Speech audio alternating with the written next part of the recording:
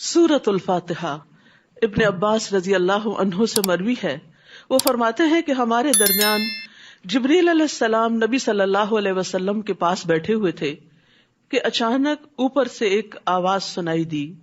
آپ نے سر اٹھایا تو جبریل علیہ السلام نے فرمایا، یہ آسمان کا دروازہ ہے جسے صرف آج کے دن کھولا گیا ہے، آج سے پہلے کبھی نہیں کھولا گیا تھا۔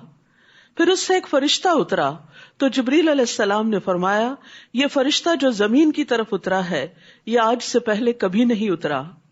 پھر اس فرشتے نے سلام کیا اور کہا کہ آپ کو ان دو نوروں کی خوشخبری ہو جو آپ کو دیے گئے ہیں، جو آپ سے پہلے کسی نبی کو نہیں دیے گئے، ان میں سے ایک سورۃ الفاتحہ اور دوسرے سورۃ البقرہ کی آخری آیات۔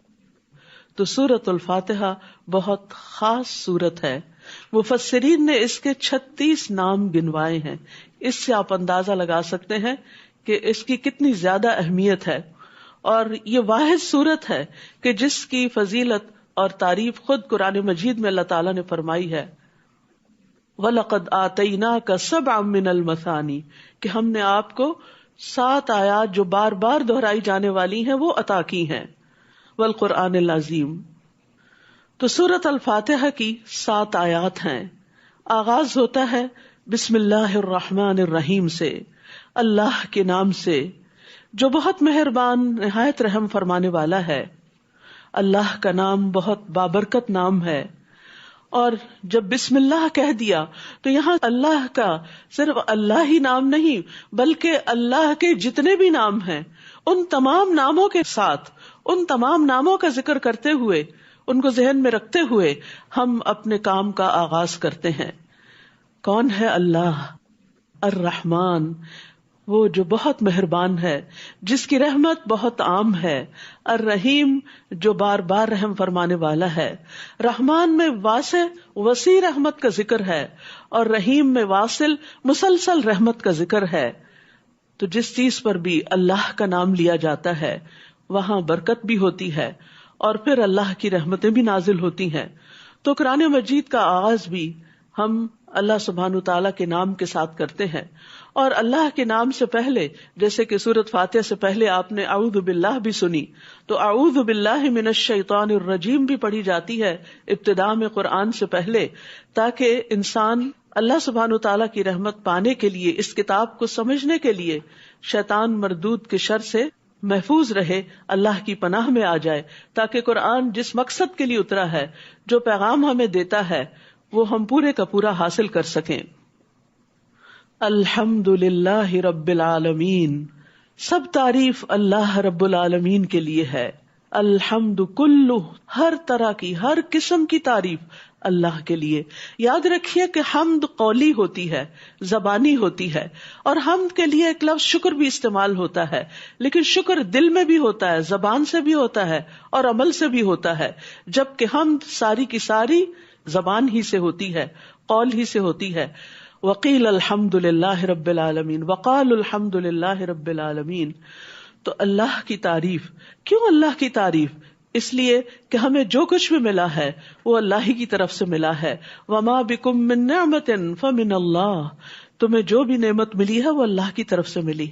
اور پھر سب سے بڑھ کر نعمت قرآن جو ہمیں ملی ہے، اور اللہ نے ہمارے لیے اس موقع کو جو آسان کیا ہے، یہ بھی اللہ ہی کی تعریف ہے کہ اس نے ہمیں توفیق دی، اس نے ہمیں کوشش کرنے کی ہمت دی، اس نے ہمیں یہاں لا بٹھایا، اس نے ہمیں اپنے ذکر کا شوق دیا، اپنی محبت عطا کی، اور اپنی تعریف کے قابل بنایا۔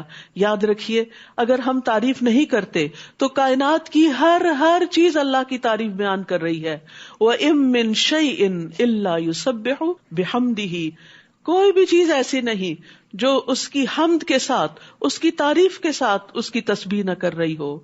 اس وقت بھی آسمان تسبیح کر رہا ہے، یہ زمین تسبیح کر رہی ہے، ہر چیز، حجر شجر سب کے سب اللہ کی تعریف کر رہے ہیں، حتیٰ کہ ہمارا جسم بھی اللہ کی تعریف کرتا ہے۔ تو کیا ہی اچھا ہو کہ اگر ہمارے دل سے نکلی ہوئی تعریف ہماری زبان سے ادا ہو تو ایک دفعہ بھرپور انداز میں کہیے الحمدللہ، الحمدللہ، اللہ کی ساری نعمتوں پر جو اس نے ہمارے پیدائش سے پہلے ہمارے لیے تیار کی، جو اس نے ہمیں اس زندگی میں عطا کی، اور جو اس نے اپنے خاص بندوں کے لیے آخرت میں تیار کر رکھی ہیں، ان ساری نعمتوں پر اللہ کی تعریف ہے۔ کون ہے وہ اللہ؟ رب العالمین، جو تمام جہانوں کا رب ہے، سب کا پیدا کرنے والا، سب کی تدبیر کرنے والا، سب کا مالک۔ اس کی طرف سے ہم سب آئے ہیں، اسی کی طرف لوٹ کر جانا ہے۔ اور پھر الحمدللہ کہنا میزان کو بھر دیتا ہے، اور یہ میزان یعنی جس میں نیکیاں تولی جائیں گی، تو جب ہم دل سے الحمدللہ کہتے ہیں تو اللہ سبحانہ وتعالی اتنا بڑا اجر عطا کرتے ہیں۔ یعنی بندے جب اللہ کی تعریف کرتے ہیں تو اللہ تعالیٰ ان کو خالی ہاتھ نہیں جانے دیتا، اور قیامت کے دن بھی افضل ترین بندے وہی ہوں گے جو حمادون ہوں گے، جو سب سے زیادہ اللہ کی تعریف کرنے والے ہوں گے۔ تو وہ کیوں کرتے ہیں تعریف؟ کیونکہ وہ رب ہے سارے جہانوں کا، الرحمن الرحیم، جو بہت مہربان، نہایت مہربان، بار بار رحم فرمانے والا ہے۔ یعنی اللہ سبحانہ وتعالی نہ صرف یہ کہ رب ہے جس نے پیدا کیا، بلکہ اس کی مہربانیاں ہے کہ اس نے ہمیں رزق بھی دیا، اس نے ہمیں زندگی کے سارے سامان بھی دیے، اور اس کی یہ رحمت ہر چیز پر چھائی ہوئی ہے۔ وَرَحْمَتِي وَسِعَتْ كُلَّ شَيْءٍ، میری رحمت ہر چیز پہ چھائی ہوئی ہے، مسلم، مومن، کافر، منافق، ہر ایک پر اس کی رحمت ہے۔ اسی لیے وہ اس کو زندگی اور نعمتیں عطا کیے ہوئے ہے، اور اس کی خاص نعمت اس کے خاص بندوں کے لیے ہے۔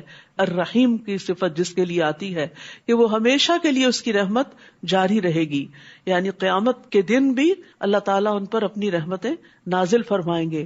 اور اس کی خاص رحمت جس کو جنت کہا گیا ہے کہ انتی رحمتی، تو میری رحمت ہے، اور تجھ میں جس کو چاہوں گا داخل کروں گا۔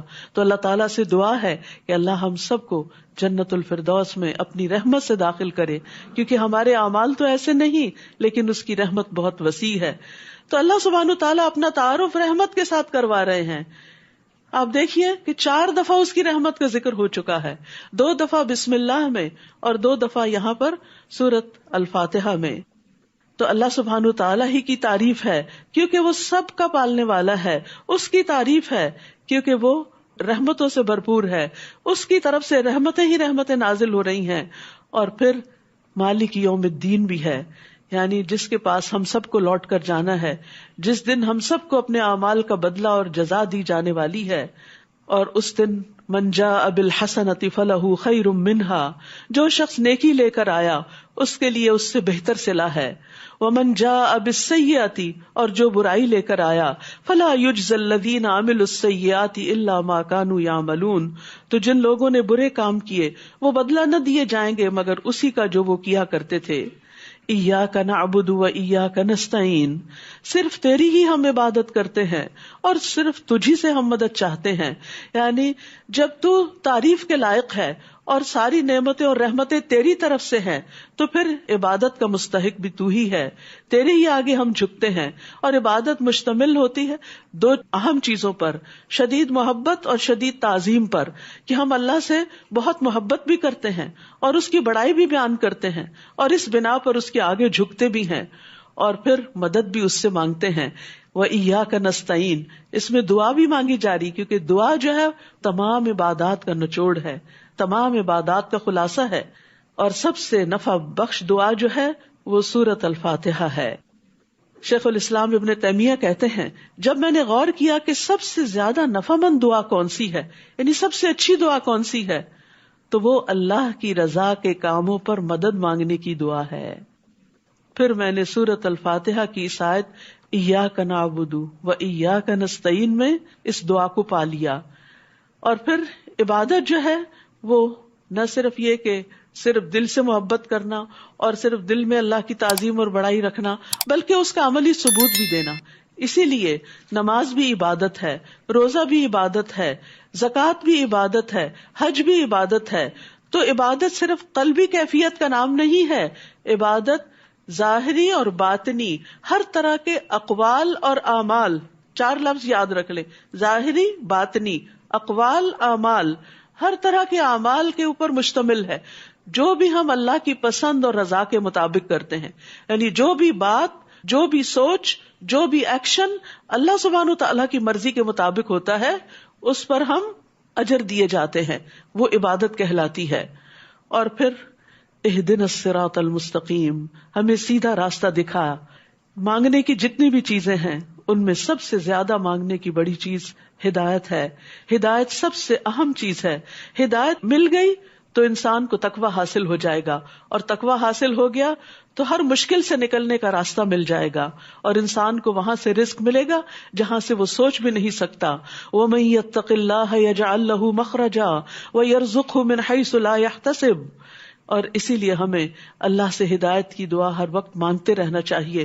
دن کی نمازوں میں 17 بار کم از کم جو فرائض ہیں ان میں ہم یہ دعا مانگتے ہیں کہ اللہ ہمیں ہدایت دے، اور ہدایت بھی سیدھے راستے کی دے، کیونکہ ہم سب کو اس کی ضرورت ہے. اور پھر یہ دعا بھی حضرت علی رضی اللہ عنہ کہتے ہیں کہ رسول اللہ صلی اللہ علیہ وسلم نے مجھ سے فرمایا کہ یہ دعا مانگتے رہا کرو، اللہم اہدنی وسددنی، اللہم اہدنی وسددنی، اے اللہ مجھے ہدایت عطا فرما اور سیدھا رکھ، یعنی میں ادھر ادھر نہ بھٹک جاؤں. اور پھر انسان کسی کو بھی بد دعا نہ دے. جب کوئی ستائے تو اس وقت بھی اس کو دعا دے کہ اللہ اس کو ہدایت عطا کر. اور ہدایت سیدھے راستے کی، وہ راستہ جو آخرت میں اللہ سبحانہ تعالیٰ تک ہمیں پہنچا دے اور جنت الفردوس تک پہنچا دے. صراط الذین انعمت علیہم، ان لوگوں کا راستہ جن پر تو نے انعام کیا، غیر المغضوب علیہم، ان کا نہیں جن پر تیرا غضب ہوا، ولا الضالین، اور نہ گمراہ ہونے والوں کا راستہ. یعنی ہمیں نیک لوگوں کا راستہ چاہیے. کون ہے ان میں؟ انبیاء، شہداء، صدیقین، صالحین، ان سب کا راستہ چاہیے. یا رب العالمین، جیسے انہوں نے اعمال کیے اور جیسے وہ تیرے لیے خالص تھے، ہمیں بھی اپنے لیے ایسا ہی خالص کر لے، اور ہمیں بھی نیکی کے کاموں کی توفیق عطا فرما. اور ان لوگوں سے بچا کہ جن پر تیرا غضب نازل ہوا، کہ جنہیں اللہ نے علم دیا لیکن انہوں نے اس پر عمل نہیں کیا. اور ان کا راستہ بھی نہیں چاہیے کہ جو سیدھے راستے سے بھٹک گئے، راستہ چاہیے ان کا کہ جو اللہ کے راستے پر ہمیشہ چلتے رہے. تو یہ ہے سورۃ الفاتحہ.